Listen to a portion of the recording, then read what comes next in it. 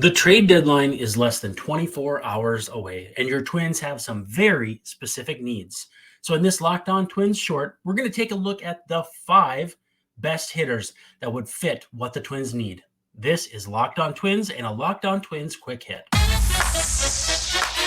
You are Locked On Twins, your daily Minnesota Twins podcast, part of the Locked On Podcast Network, your team every day.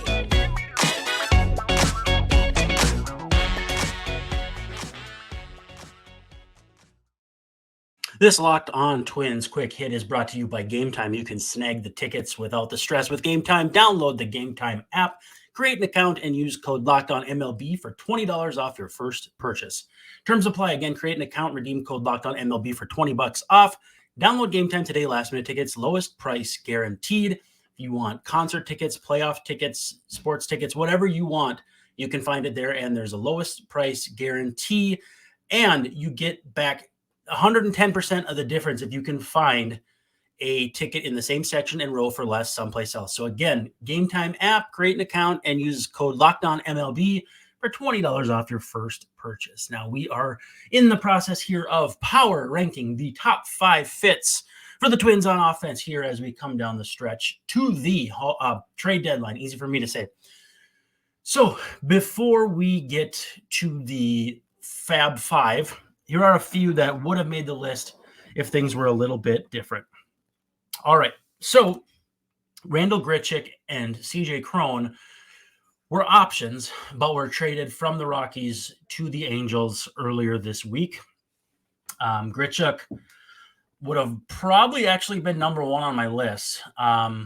More so offensive fit because he crushes lefties, but holds his own against righties. You don't see a ton of that in today's game. Usually it's crushes lefties, and then the righties are, we'll say, a liability to call it fair. But yeah, Cron, the need at first base is not as obvious. Depends on if the Twins are planning on getting Alex Kirilloff back healthy playing first, or is he going to play left field? A lot of balls in the air there. So if there is an option for infielders, CJ Cron would be someone like that. Mark Canha also traded from the Mets to the Brewers. So those 2 guys would have been fits if, or those 3 guys actually would have been fits if that had come to fruition. Also, Andrew McCutchen and Lane Thomas are in the honorable mention category. For me, McCutchen is a great fit, would have been near the top, but he's going to stay in Pittsburgh. It's like Torrey Hunter in 2015, which I feel like I've said probably 10 different times on this program.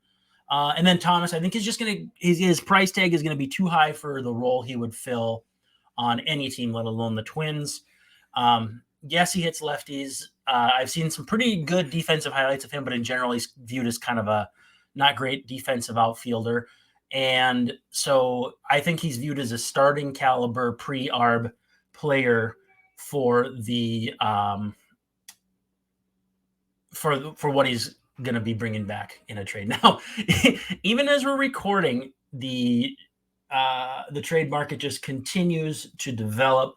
Heimer Candelario, who was number 3 on my list, has already been traded to the Cubs. That literally just broke as we're talking. So Candelario would have been number 3 on my list. We'll drop him off there. I'll explain the rationale when we cut through there, so that at least you know why it would have been that way. Because he's underneath a guy that I think a lot of people would not really be that enthused about. So we'll go from there. Now, that means that basically these guys would have to be for free or very, very cheap. Would be Ramon Laureano and Jurickson Profar. And I really like Joe Adell. That's a completely separate trade. If the Angels decided they wanted to make a move there, I would definitely give that a look as well. He's from the top of the draft when Royce Lewis was taken in 2017. So that would also be a fun move. But again, Heimer Candelario traded as we're in the middle of this. So the marketplace for right-handed hitters is it's really, really heating up. So with that said, we're going to have to find a new number 5. And I think what I'll say is, and this is probably indicative of the fact that the market has thinned a fair amount, I think it's Laureano and Profar at number 5. So Profar has been horrible, but what I come back to is if you can get Colorado to eat some money, or if you are okay with taking it, he's hit lefties. He can play a little bit all over, which again appeals to the Twins, not necessarily uniquely, but the Twins like versatile guys. And then if they would have traded for Candelario and everybody comes back healthy, it's, you can't move Candelario around the way you can Profar if he's playing well. If he's not, you just put him on the bench.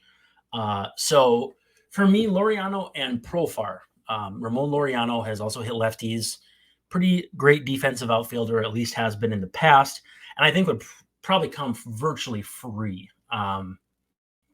He's getting into those expensive years for the Royals. Won't be a free agent until after 2025, but is making $3.5 million this year, and has been a positive WAR player despite an 88 weighted runs created plus. So I think I would take a chance on Laureano or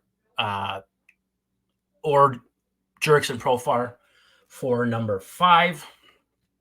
And I think I lean Laureano in the sense that I think he's got a little more helium. He's a younger player and has a little more left in his, a little more juice left in his legs. Next up on the list, and we've already seen Paul Sewald traded away from the Mariners, but Teoscar Hernandez. Now we saw up front what Teoscar Hernandez's defense looks like. It's bad. It's real bad. And he strikes out a lot.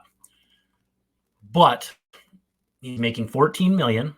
So the Mariners are going to want to flip that against lefties. He's got an 883 OPS, granted a 31-3 K to walk ratio. And he probably won't cost anything depending on how much you're willing to pick up.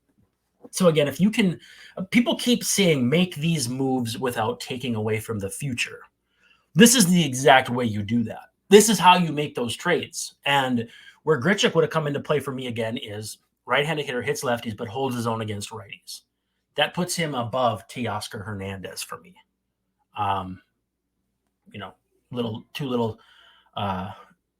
Too late on that front. But that's the rationale. Now, number 4 on the list, and as we see it coming across the ticker now, AJ Pollock traded out of the Mariners along with utility man Mark Matthias. I'd go get Ty France. And Ty France is not someone that I think a lot of fans would be super psyched about, but just from watching him, I love the way he hits. This year's been a down year. There's no denying that. I know he has drawn the ire of Mariners fans all season long, but he's played mostly first base. He's played some third in his career. He's played some second in his career. I don't know how sold you have to be on either of those, but first base, I think is considered a pretty good defensive first baseman. He would be arbitration eligible after this year, free agent after 2025. Only just turned 29, so he's not getting up there in years or anything. And if you could buy on a bounce back, he hit 20 homers with a 124 OPS plus in 2022, 18 homers with a 128 OPS. Basically, here's the deal. From 2020 to 2022, Ty France has a 127 OPS plus a 798 raw OPS. Taking plenty of walks. He's hit 20 homers per 162. That is like a souped up Donovan Solano. Because I mean, his slash included hitting 285 over that span. Strikeouts are here and there. They would be less of a factor than they've been for the Twins with a lot of their positions this year. So for me, Ty France, again, first, second, third, he does not give you that outfield versatility, which to me kind of backs everything up. But he'd be number 3 on my list. So we got Ramon Laureano at 5 and Jurickson Profar at 5 because horse apiece. Teoscar Hernandez 4th. Ty France, third. Now, third would have been Heimer Candelario if he had not been traded back to the Cubs. I like the fit just because he can play either of the corners at first and allows you to be a little more sticky on if you put Polanco at third, if you put Royce Lewis at third, if you put whoever, you could ride a hot hand. Again, I keep coming back to the idea that infielders are kind of going to be tougher to fit onto this roster, and it's why I didn't have Justin Turner on this list. And also, too, I mean, I think the Red Sox, easy for me to say, are more likely to hold on to him. But another guy who hits lefties hard. Twins showed interest in the offseason, yada, yada. So I had Candelario third. I just didn't think he would be exceptionally expensive, but would fill a role this team could use. He's been a good defender this year. And so, yeah, I mean, it would have made sense. Number 2, Nick Senzel. And so Senzel has been kind of the forgotten man on the Reds. And part of it is because all the guys the Twins sent them are starting to get called up. Christian Encarnacion Strand, Spencer Steer, Matt McLean, Ellie De La Cruz has left Senzel looking for a place to play. In the last 6 games, he's played left field 1 game. He batted 8th, which, okay. Sitting behind Will Benson, who was traded from the Guardians to the Reds in exchange for Steve Hajar, who was in the trade for Tyler Mahle. So again, Twins angle everywhere here. But so Senzel plays all over. Defensively, could go either way. And he was a huge big-time prospect. He's 28, just turned 28 a month ago. He's not what you would call young anymore, but he's played third, center, left, right, and even a little bit of second base this year. If he does anything growth-wise, it's a huge boon for you that he's not going to get with the Reds. He's hitting .328 against lefties this season, 149 weighted runs created plus. He's got a .392 on base, .552 slugging percentage. He walks against them. He doesn't strike out. He walks against everybody. And if you can give him a change of scenery, there's at least enough skill in there to think that you could maybe turn him into a guy. He hasn't been a guy at any point in his career. But again, former top prospect, 28 years old. It's basically Jerks and Profar a few years ago. So Senzel for me is the number 2 guy on the list because I think at his age and that sort of thing, you gamble because if you hit big, you have an everyday player somewhere for the next 2 seasons. So I think Senzel is a great fit. We haven't heard anything about it, but the Twins and Reds have certainly done business in the past. So to recap, before we go to number 1, we've got Laureano and Profar at number 5, Teoscar at number 4, Ty France at number 3, Nick Senzel at number 2, and then Tommy Pham number 1. And Tommy Pham is an impending free agent. He absolutely crushes left-handed pitching. He gives the Twins another option at the top of the order, taking his walks. Plays a little bit all over the outfield. And actually, I've seen places that say even though there's that reputation of him and the whole fighting over fantasy football thing, that he's actually viewed as a relatively positive clubhouse guy.